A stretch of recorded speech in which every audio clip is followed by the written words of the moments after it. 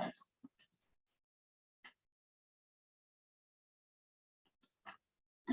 everybody. My name is Mark Bowman. I'm the Chicago Region Program Director in the Field Museum's Keller Science Action Center. And it is a real honor. I'm really grateful to be asked to introduce our speaker today. It could be any number of people on my own team who have wonderful relationships with People for Community Recovery, and Cheryl, Lorena, and Lisette, and Yolanda, and Mario, Madeline, Soledad, a team of folks who over the last 20 years or so have been in one way or the other involved with People for Community Recovery at Oakdale Gardens. So I'm really gratified to be in this position today. Could well have been any one of them. And to the team of Field Museum team, Black History Month team, you guys are hitting it out of the park. I really am grateful to you for all you've done to pull together a great series of talks and events, and to the Armor team for this time and space. Well, there's a bunch of things I could say, and I only have 45 minutes, so no, I'll say a couple of things by way of introducing our speaker for the day. But I want to put you in the position of just thinking about this particular place. If you go over here to the Roosevelt L stop and you go take the red line as far south as you go, you'll get to 95th Street. And then you got to go further to go to Oakdale Gardens in the Riverdale community area. And it's a place that when you look at it in the census information, it tells you all kinds of statistics about the area and some of the challenges it faces, one of which is that it is the most isolated census tract distance to work of any census tract in the Chicago metropolitan area. So it seems like it's a far away area. And yet our speaker today and her mother and her amazing colleagues have brought this place to a central position in how we think about environmental justice in Chicago and indeed in the United States. And so I want to say that this is not marginal, that this is central. This is important. And it's important that we're here together in this institution at by the lake downtown, and that we hear the experts tell us what they know about the good fight. This good fight, it's an amazing story, and you'll hear a lot about it. I was privileged to be a bystander, an observer, participant sometimes in some of it along the way. When you think that People for Community Recovery was founded in 1979, that's before there was a Community Right to Know Act, before Chicago had a landfill moratorium, before there were before the term environmental justice was really around. And so we're going to hear about things that predate those important policy initiatives, and that in many ways informed them and led them and made use of them along the way. I think it's really amazing to consider the words of the organization, People for Community Recovery. There are many things that People for Community Recovery has been against: lead, asbestos, landfills, fine particulate matter in the air, joblessness, sadness.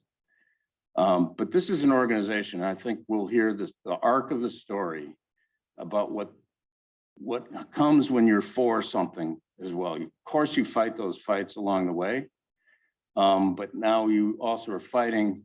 You're going to hear about a fight that combines the roles of economic development, community heritage, and the place itself, the environment of the place, the quality of life lived in one of Chicago's really great neighborhoods.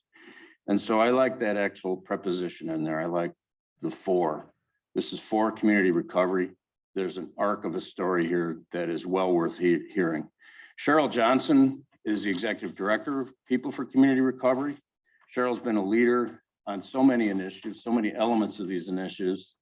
I'm just really privileged to be in this position to introduce her. Initiatives that involve training the trainer, that involve expanding opportunity, even as the fight for a clean environment, a clean air, clean land, and a place that is acknowledged as historically important.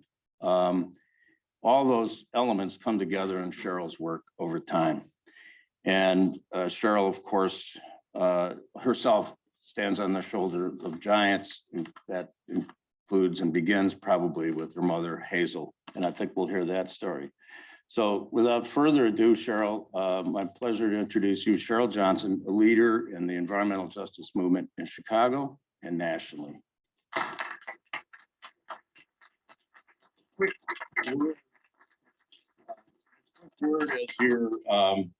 We'll have a Q&A after this, and we'll have a mic being handed around for that question and answer phase.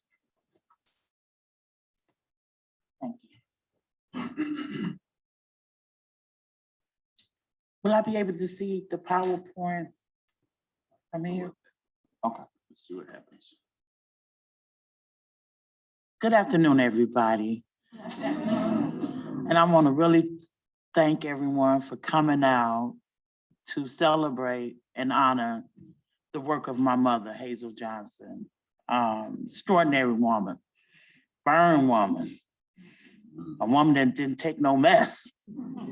You know, I'm here to be able to tell you her story because I was alone in that journey with her, whether I wanted to or not. As many times, my mother had 7 children. I'm the 6th of 7 children. And I used to always ask her, why are you making me do this? She would say, because you're my worstest one. I got to keep you close to me. She said, I'm the only one that she had to go to school with, for me misbehaving. But I'm honored that she did selected me because I understand and I walk the walk. I've seen her struggles. And you know, I was thinking about what I was going to say today. The environmental justice that she portrayed to everybody, it comes with love. And we don't love each other no more. And when we don't love each other, we don't care about life, things that happens in our community. We become segregated in our thoughts and in our principles, and most importantly, in our action towards one another. But my mother seen that, it didn't bother her. She started the organization because she's always been a community activist all my life that I ever known, for sponsoring community parties, skating parties, taking children on field trips. So it was natural for her to be able to bridge out on her own when she felt that the Chicago Housing Authority wasn't doing the things that was needed to protect the health and safety of its residents. We had lead-based paint, we had leaky water, which leads to mold and mold exposures. So she fought for those things to change the neighborhood. And then she heard that the South Side of Chicago had the higher incidence of cancer than any other area within the city based on zip code. And that zip code at that particular time was 60628, was the #1 community that had the high incidence of cancer. And she started making a connection because my father contracted lung cancer and then passed away within 4 months of being diagnosed in 1969. And she started talking to other residents in the community. That was 10 years prior of her founding the organization in 1979. So she started talking to other neighbors and learned that people was in remission, was suffering, or have passed away from cancer. And it wasn't just like 5 or 10. It was almost like hundreds of conversations that she had. And she said, this ain't right for so many people to have cancer in the same given area. Something is signified. And back in the past, you knew you was near Argyle Gardens, a public housing development on the far south side of Chicago, just by driving down the Bishop Ford Expressway. When you pass 115, we used to have, what they said, hundreds of thousands of tonnage of pollutants that was in our air back in the 60s and the 70s. That you can identify where you're at just by the smell of the air. That changed a whole lot, but we still have hundreds of pollutants that are being emitted in our air every day. And sometimes some people come and say, y'all still fighting that pollution out there? Yeah, but it's everywhere. It just doesn't settle in my community. So when she started doing her research, she learned that we had 50 documented landfill in our area.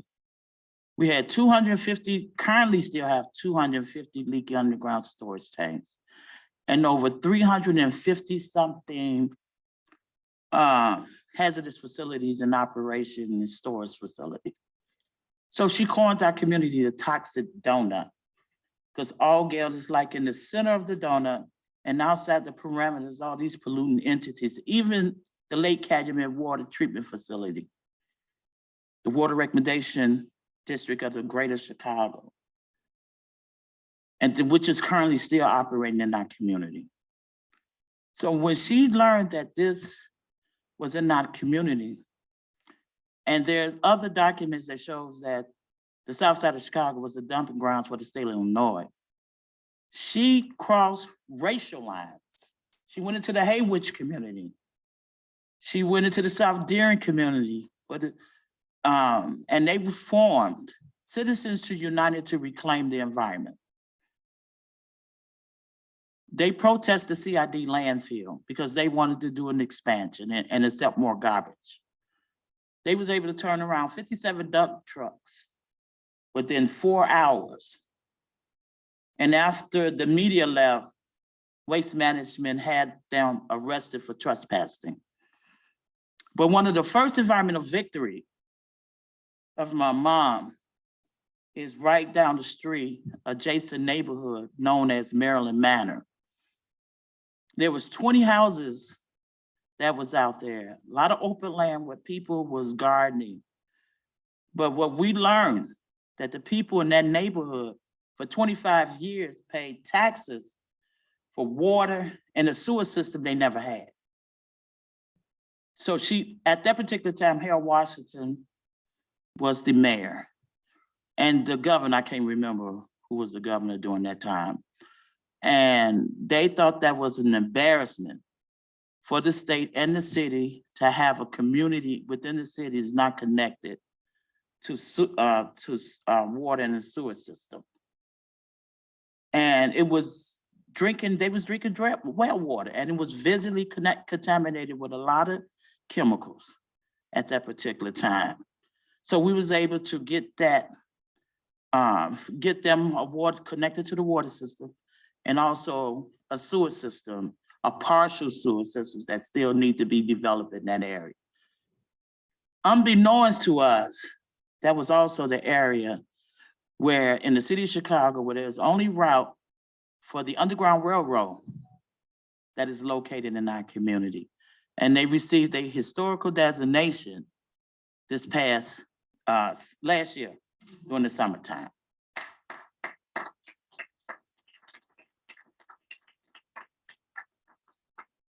So as my mother said, this story needs to be told. She was not educated as a scientist. The highest education my mother had at that particular time was a sophomore in high school. You have to understand my mom. My mom comes from a family of 12, a family of 5. But at the age of 12 years old, my mother was an orphan because her mother contracted TB, and she was the eldest in the family. So they had to put her in an orphanage home to keep them separated at that particular time. So she lived there 3 years. 2 years while my grandmother was suffering from TB, and a year after my grandmother passed away. So she had surrogated mothers, people who supported her, and her aunt that she lived in California temporarily and moved back to New Orleans, where she met my father working at a produce company. And they moved here to Chicago in 1958. I moved in Altgeld Gardens, March 18, 1962, because my uncle was a veteran. Altgeld Gardens was built in 1944 for the returning veterans for World War II. You had to have some kind of veteran status in order to move in the community. And by my uncle living there, and we visited my uncle all the time, she was able to get an apartment in 1962. She said that was the most beautiful place that she ever seen in her life. And we used to have a sign that said, Garden Spot of America. And once we lived out there, so I've been living out there all my life. I currently still live in Altgeld Gardens. So I've been living out there 61 years, starting next month, but I ain't gonna tell you my age. So her work, the things that she went through to found PCR 10 years later after the death of my father. She founded PCR June of 1979. She became incorporated as a non-for-profit organization October 25th, 1982. But it wasn't easy, because at that particular time, the only place she knew to go to try to have a voice was at the United States Environmental Protection Agency. She couldn't go to a local politician, or she couldn't even go to the city government or the county government, because she was ostracized for thinking about the industrial processes as harming public health in the south side of Chicago, if not the whole city of Chicago, which was at the city of Chicago. Even elected officials told her, well, the garbage got to go somewhere. Why not your neighborhood? Now, we didn't have campaign refinance reform. So basically, a lot of the industries supported the politicians that was running at any amount. So she was always challenged to even think about pollution in the air, water, and land in our community. For over 40 years, when the Common Ed decommissioned the electrical transformers that used to hang in the sky, the Chicago Housing Authority manager allowed them to dig a hole and pour thousands and thousands of pounds of PCB ore in the soil. And it was there for 40 years before we was able to get it cleaned up. The Chicago Housing Authority wouldn't allow, only wanted to do 6 inches of soil, and they wound up going 20 feet into the soil to clean up the PCB contaminants. Oh, okay. We could. So just use this. Use the arrow key. Okay. See, there you go. There we go. Now you People see. for community recovery. So as their mission, our mission is to enhance the quality of life for residents affected by pollution. We try to educate and advocate policies and program changes on the issue of our environment, our health, and our housing.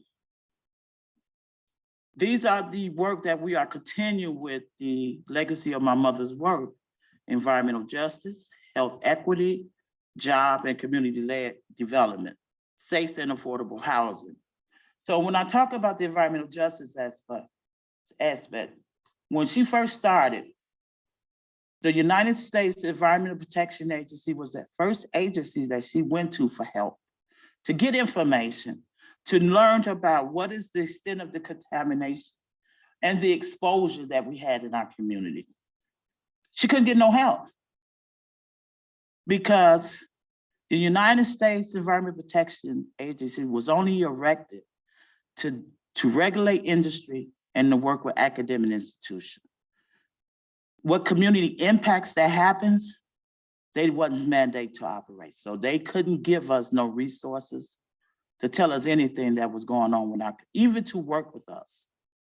And we thought that was unfair. So as the movement was going in 1982 around environmental justice, you had it, other places in this country was fighting PCB landfills.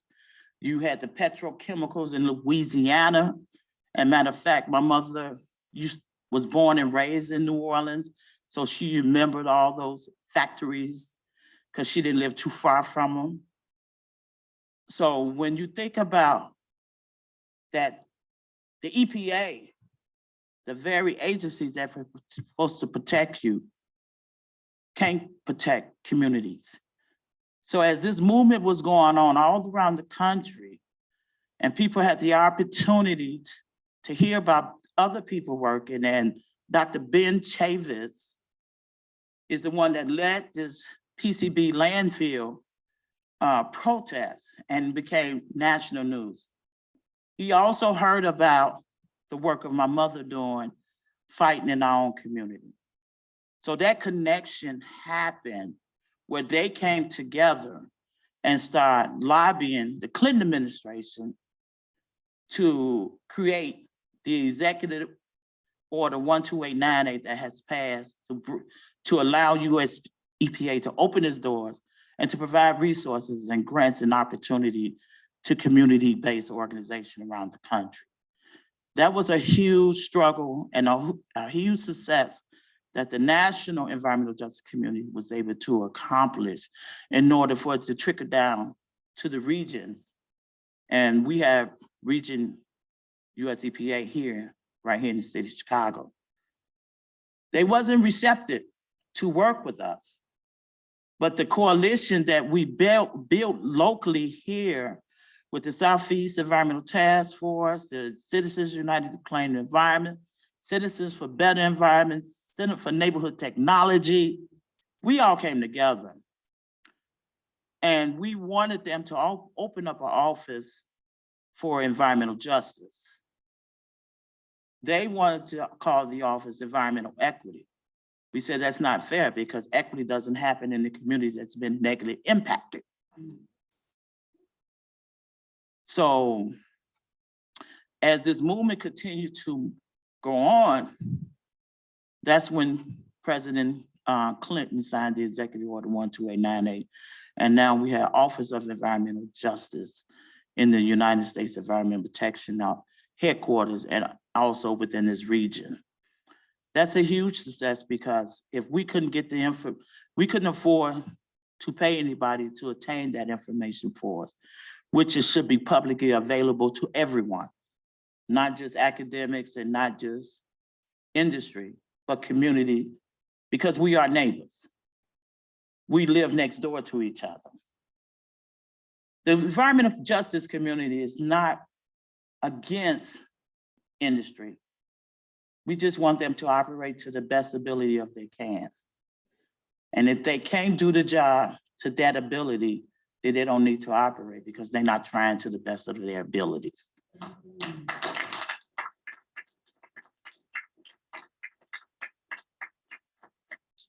I started working for EPA. You know that's a lie right there. PCR in 1986. And I was a strong advocate about lead-based paint. So I self-educated myself about the hazards where they exist in our community, and particularly in public housing, because we had a high elevation of lead poisoned kids. We was able to get lead-based paint removed from all public housing because we had the intent to sue CHA if they didn't do these recommendations. We also was able to get asbestos and fiberglass removed from our community that are known to be lung hazards to the public health. But we still had PCB contaminated and other pesticides contamination in the soil. So that's a constant thing that we have to get with Chicago Housing Authority to be able to clean up. All this was come from my mother fighting for equality.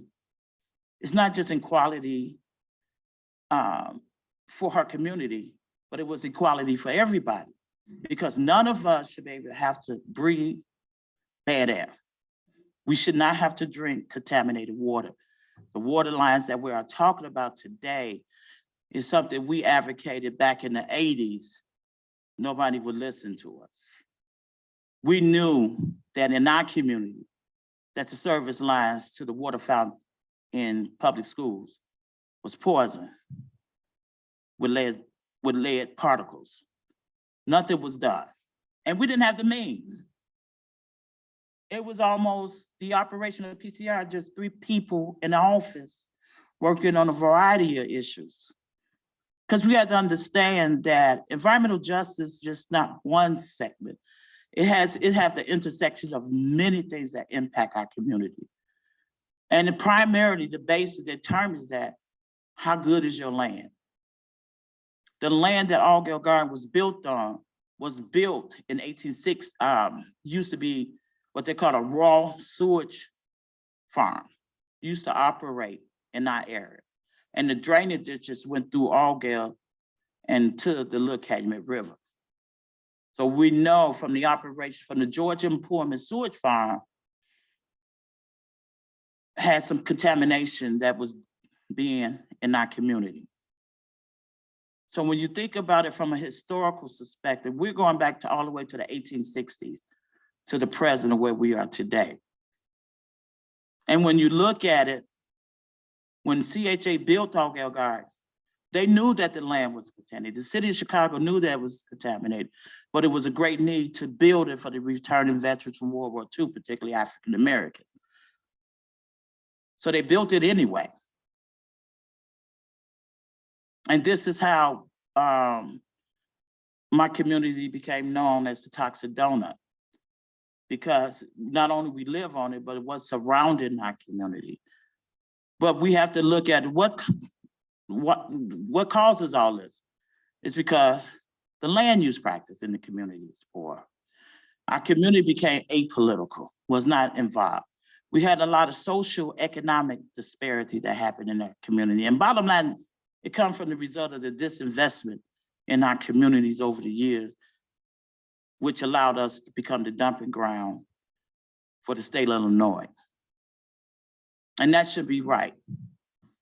Did we know that the garbage that we create here in the city of Chicago is being dumped in somebody else's neighborhood? Because we have an ordinance that say that we cannot dump where the garbage is being disposed. Being created. Why should some other neighborhood bear our burden of garbage when we should be conscious about our garbage, that the waste that we generate? How many of us really think about it? Only time we think about it when they need to go into the dumpster. And after the dumpster, that process is over with, but it's go to somebody's neighborhood. And that ain't right. So these are some of the examples that I give you about what Hazel Johnson fought for. What we are currently involved with today is that we do health equity through vaccines access, because Allgale Gardens and many other public houses on the south side of Chicago still have the higher incidence of people who are contracting COVID. We have the highest number of residents who have not taken the vaccine. So we as an organization partner with other organizations to try to reduce that disparity when it comes to protection. We help people with the energy efficiency program in the state of Illinois, from the installation of solar panels to weatherization, and just making that connection for folks to be able to, for homeowners to get the repairs that they need for their home in order to be eligible for energy efficiency. PCR was very instrumental in Allgale Gardens become a National Historical District in the state of, in the country. And 80% of the applications that was written for this designation was on the behalf of my mother's work. I think it was April 11th of last year is when we got notification that they dedicate Allgale as one of the National Historical Places. We work on the Climate Act, the Climate and Equitable Job Act. We was part of the FEJA. We testified on the state legislation, the need for FEJA and why we should have it. And we was present when FEJA was passed in December of 2016. But it had some flaws. When we got involved with the FEJA program, particularly around the workforce development training, it didn't have resources available for challenges that make people drop out of these type of programs. As simple as transportation costs and just childcare. So in the CEJA bill, we advocated to make sure those available resources are available for residents. For people who want to learn how to be involved with the renewable energy, particularly around solar energy, to be technicians or salesmen or whatever career choice that they make.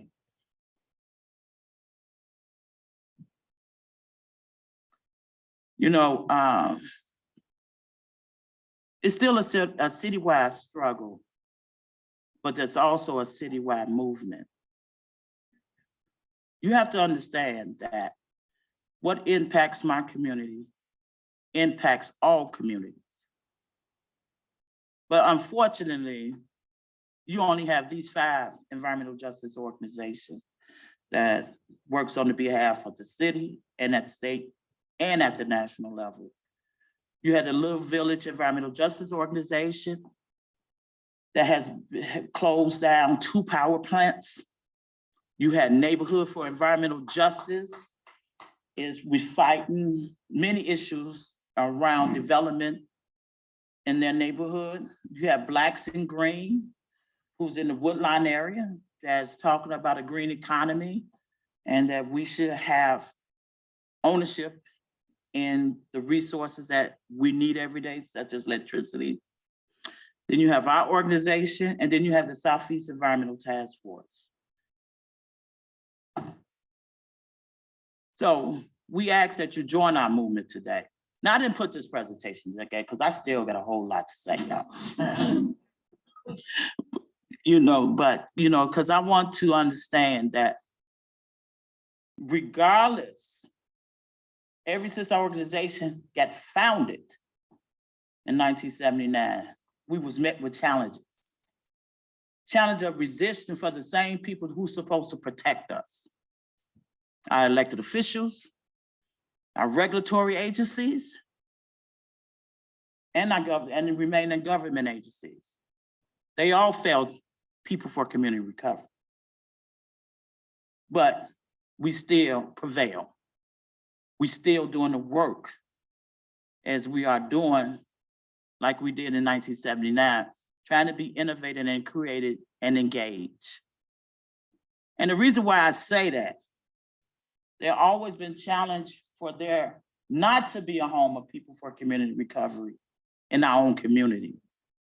But that's the home that we already lived in and created this organization. I say this because on February the 1st of this year, we was notified by the Chicago Housing Authority that we got 60 days to vacate our office because they gave us an apartment to take offline to use as our office. The only rationale that they want to bring it back online. 43 years in this community, 12 years in this office, that we still have to fight challenges, unnecessary challenge, no basis for challenges. And to say on the first day of Black History Month, you got 60 days to leave. the letter they craft for me to come to the meeting was written on my mother's birthday. So you know that's personal for me. Her birthday was just January 25th. For the last 4 years, 3 years, we have a national speaking series to honor her birthday and bring national leaders that speaks about environmental justice issues. Just have a general conversation on where we at and where we go forward with environmental justice. So to even see that that letter was crafted on her birthday became a new charge for me to say, PCI ain't going nowhere. You're gonna bring the National Guard, you're gonna bring the Army, you're gonna bring whatever you're gonna bring, but guess what? My community gonna be there to stand up for us and ensure that we are still present in this community. So I want to close with the fact that environmental justice, in order to achieve environmental justice, we got to learn how to like each other, and we must be able to accept the truth to move forward. I'm definitely not the same size I was when I was born. Sometimes I wish I was, but none of us are. And if we want to see our future generations to continue to coexist on this land that we call Mother Earth, then we need to protect it at all costs. Things changes, production changes, we changes. So the industry has to change. And we have to learn how to like each other before we even get to love each other so we can get back to communities. And the reason why I never left Allgale Gardens, because it's a community and they know I'm part of it. And we respect each other. We talk to each other. I got the best neighbors in the world. I don't want to change that ever. You know, the young people that I see today, they don't let me carry my groceries. They ask me, they've asked, can I walk your dogs? You know, we speak every morning. If I come downtown, it's hard to say hello to somebody. We say hello to people we don't even know. How you doing this morning? And that's the basis of how we can get to environmental justice for all of us. Thank you.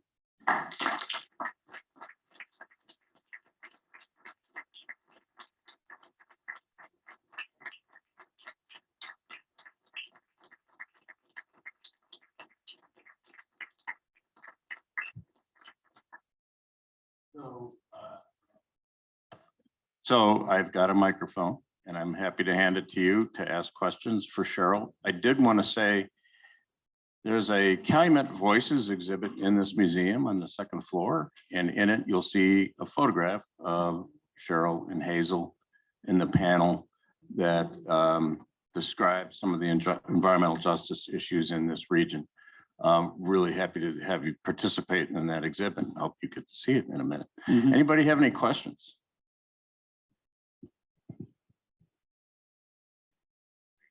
Thank you. So earlier in the presentation and towards the end, you briefly mentioned asbestos and fiberglass.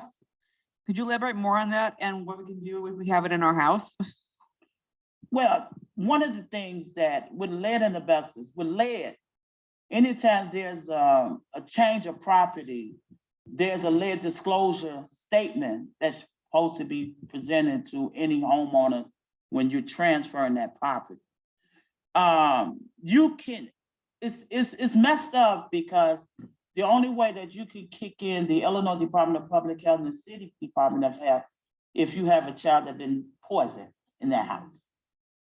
But there are kits that you can go to your hardware store and test your own house to see what the level of lead dust that's in your home or lead particles that is in your house. You can buy, there's a lot of testing kits that you can use on your own that you don't have, because normally you have to be certified by the state of Illinois Department of Public Health to do a license inspection of your house. But we don't want to wait until a child has been poisoned because that's too late. So if you can afford any of those kits that they have at these hardware stores, you could be able to test it. But one of the things that we need to advocate when a child is lead poisoned, because if for any kids that's 6 and younger, that the state is required to kick in, is our diet. Because the higher concentration of fatty foods like potato chips and hamburgers and French fries increase the absorption rate of lead poisoning. But hamburger is good. Only when it's baked or broiled for a kid. It's just the way that you prepare it, because they need that protein to lock with that lead so they can excrete it out their urine. You don't want a child to go through chelation, as they call it, because that's only putting protein molecules in there to attract to that lead so they can excrete it, but it's a painful process. I think I just heard on the TV the other day that some child was just lead poisoned here in Chicago, just living in an apartment building, not knowing, I think it was 50 milligrams per deciliter of blood, 50 grams of lead poisoning. But the recommendation for immediate response from the health department is at 5. In the past, when I started around lead issues, it was at 100 before the public health department. Then it went down to 50, then it went down to 25, then it went down to 10. But lead is just, any houses that's built before 1978 has the potential to have environmental lead hazards. 1978. But any houses that's built prior to 1963, you just assume that they have lead hazards in their houses. Maybe. So what about asbestos and fiberglass? Well, in Allgale, the fiberglass was used as an installation in the attics. And when you remove them, they also is classified just as much as asbestos. And asbestos in Allgale was used as an installation around the hot water pipes. It was okay as long as it was intact. But once it became damaged, those fibers are airborne. And they attacks the lungs. So those are 2 lungs hazards that was in public housing at one time that we got rid of.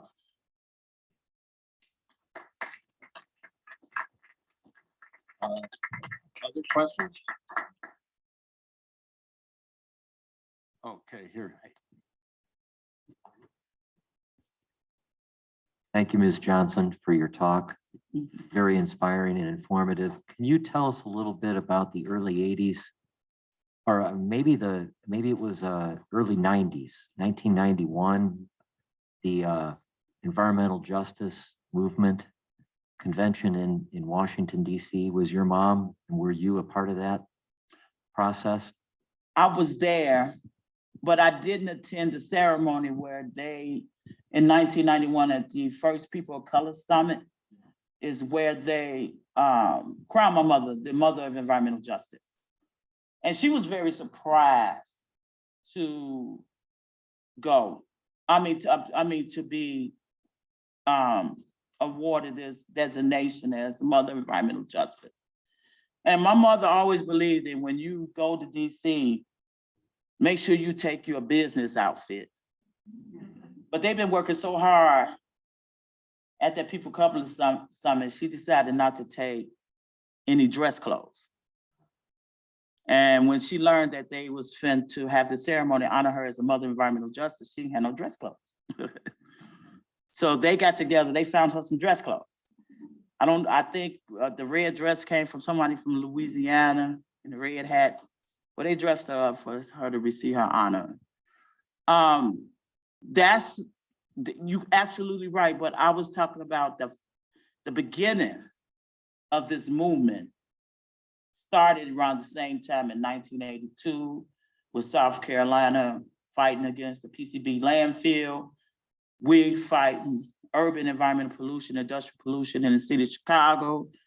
Down in Louisiana, that was with Beverly Wright. She was fighting against the petrochemical companies out there.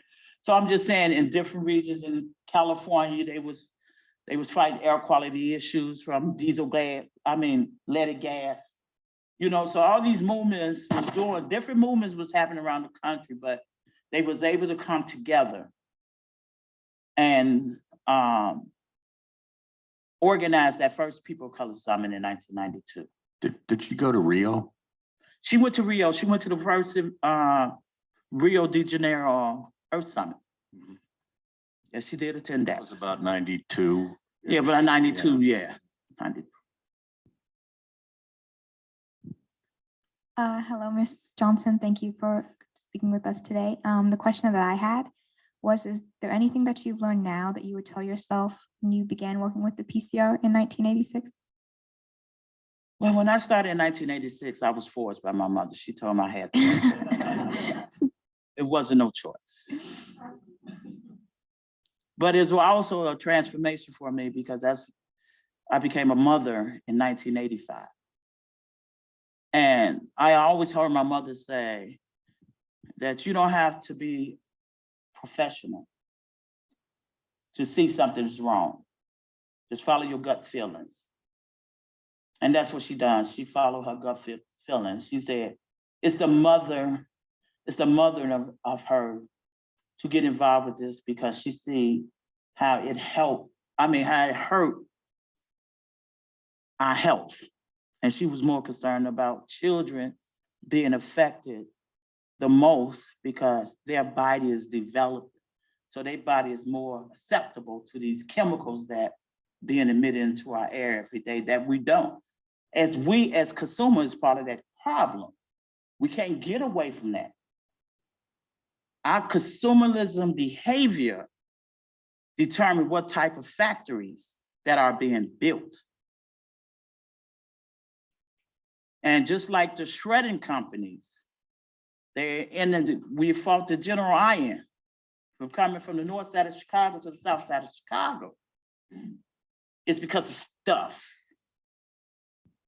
that we use every day. Cars, appliances, electronics, whatever had metal in it that they can recycle from. And among other things, the packaging. I'm not a total 100 environmentalist. I'm probably a crook in it too because I don't follow every rule. At least I said I'm a conscious and I can make a conscious choice to do right or do wrong.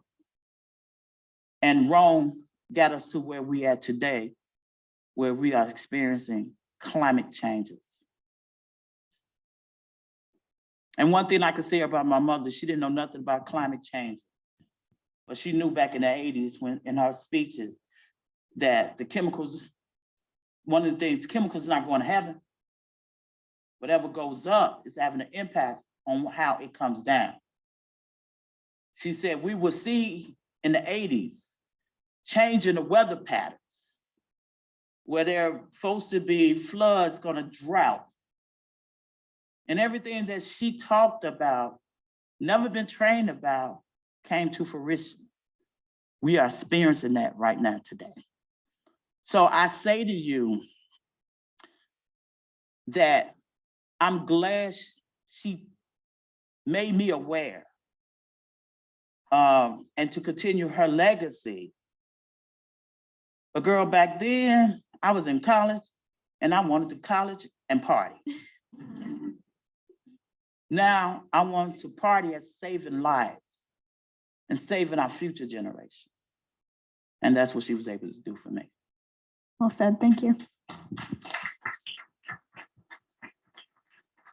I love to talk, y'all, so I'll give you a long reason, explanation, and a statement. So pardon me on that. Hey, Ms. Johnson, I have a question. So I live in the community Golden Gate right across, and I'm just kind of curious. She you live a guys- half a block from me. Yeah. I'm just kind of curious, any conversations about a grocery store and what is that looking like from you all's taking in for both communities? Oh, yes, we're getting a grocery store. It's a long time coming, but we need more than one grocery store because of the size of the new grocery store that's coming. It's not gonna meet the capacity of the whole Riverdale community area, which has 7 neighborhoods, over 30,000 housing units. But Yellow Banana met with the community and said they will build a local store, given that if the city give them the land to build it on. So the last that we heard, that Yellow Banana, which is taking over 13 other stores, Save-A-Lot stores here in the city of Chicago, to build a grocery store. Now they are meeting with some challenges because a lot of times people talk about the quality of food that they will be bringing. But that's where the community can demand a change in that agreement for them to come to your neighborhood. That's what we're doing. You know, we want them to even partner with some at-risk youth in the community to teach them about pre-construction, construction, after construction, and sales. That's doable. We have to get creative in our community. It's take a long time. I understand movements. It took my mother 40 years to get to us to talk about environmental justice because nobody else would talk about environmental justice, but a few. But now it's been embraced. And I was like, thank the Lord. But we still got a long way to come because we still always going to meet with challenges. I better clean our air, to clean our water, and clean the land that we live on. But the grocery store hopefully should be able to break ground this summer in the community. You know where in Golden Gates, you know where it's gonna be? Right there on Eberhard. Right there by Rosewood? A little bit, 2 blocks west of that. Right behind those, most likely behind those homes. Okay. All that open land. Yeah, that's conversation. And some more planning. One more question. Maybe say a quick word about what you see happening in the C building. Oh, the C building was the very first school building that was ever built in Allgale. It went from preschool to 12th grade. And it's been vacant for like 40 years in the community. And we got heard that the city, the school system was gonna demolish it. And we said it's such a valuable building that can be used in that community because we always fight for space to do things.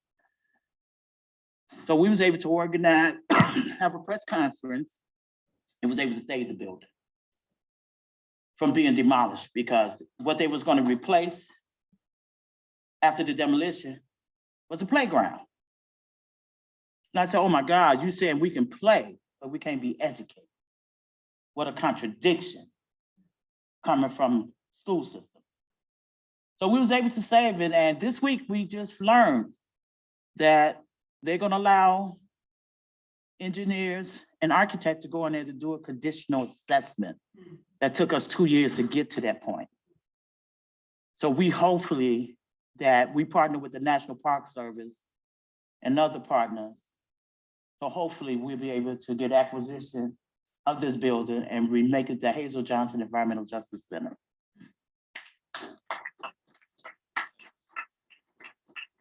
And a new home for PCR that we won't be threatening eviction.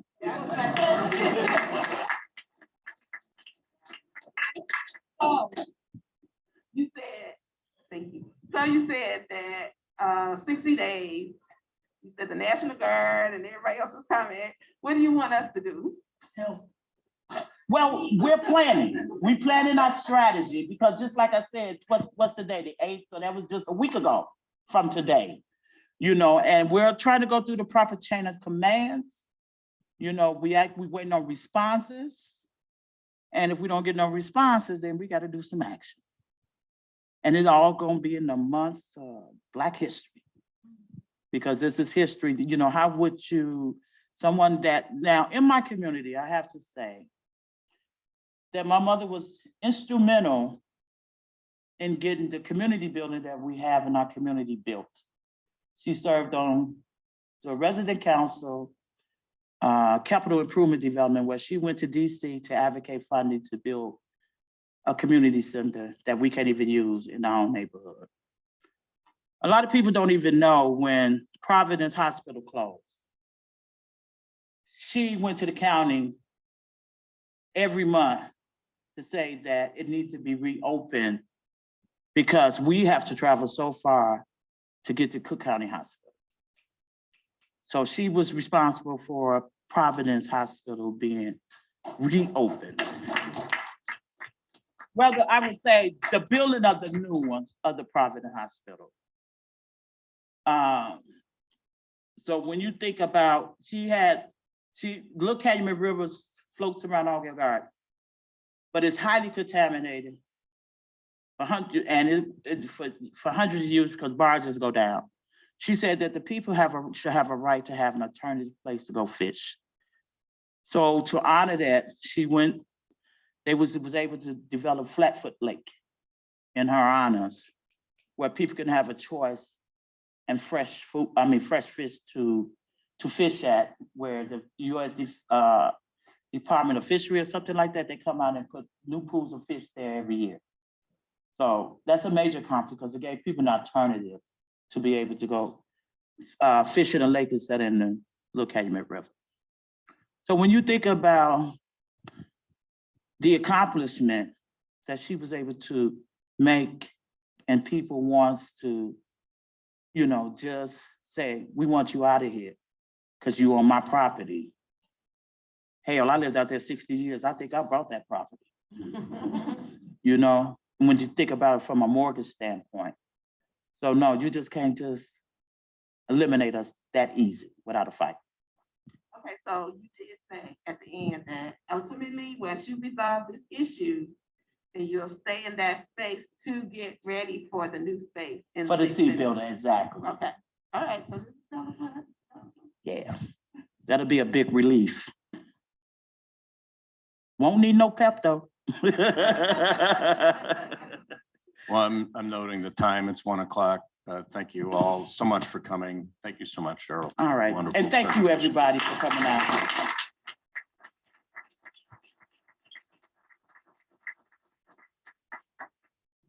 Oh, you're here. Yes. All right.